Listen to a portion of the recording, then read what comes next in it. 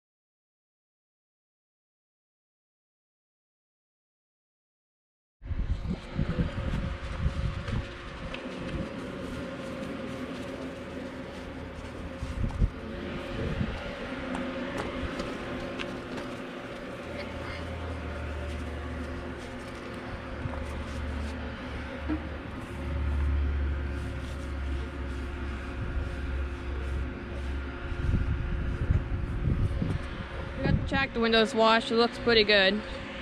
See that? So tomorrow and this weekend I get to drive the McFarland over some bean stubble. So that's why I'm washing the windows, getting them all nice. That washing with some water works really good.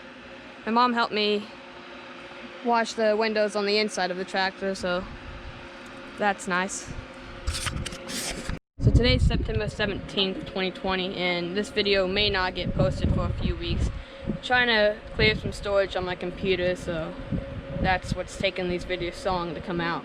So I have more videos out on the combine and also running this McFarland over some bean stubble. See you later.